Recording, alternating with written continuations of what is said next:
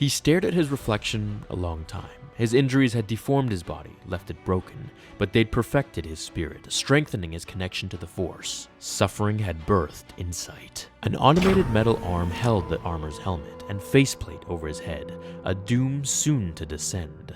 The eyes of the faceplate, which intimidated so many, were no peer to his unmasked eyes. From within a sea of scars, his gaze simmered with controlled, harnessed fury. The secondary respirator, still attached to him, always attached to him, masked the ruins of his mouth, and the sound of his breathing echoed off the walls.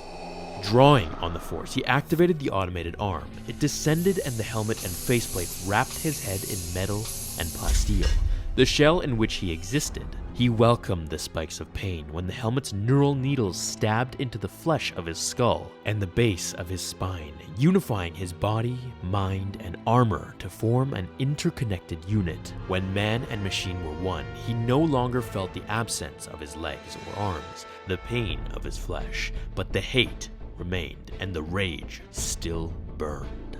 Those he never relinquished, and he never felt more connected to the Force than when his fury burned. With an effort of will, he commanded the onboard computer to link the primary respirator to the secondary, and to seal the helmet at the neck, encasing him fully.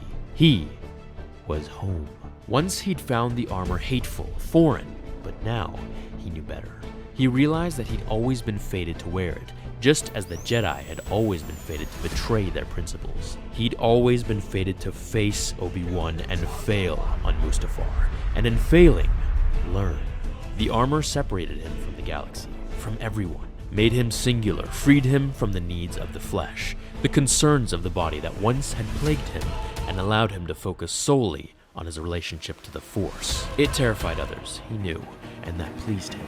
Their terror was a tool he used to accomplish his ends. Yoda had once told him that fear led to hate and hate to suffering, but Yoda had been wrong. Fear was a tool used by the strong to cow the weak. Hate was the front of true strength. Suffering was not the result of the rule of the strong over the weak. Order was. By its very existence, the Force mandated the rule of the strong over the weak. The Force mandated order. The Jedi had never seen that, and so they'd misunderstood the Force and been destroyed. But Vader's masters saw it. Vader saw it. And so they were strong. And so they ruled.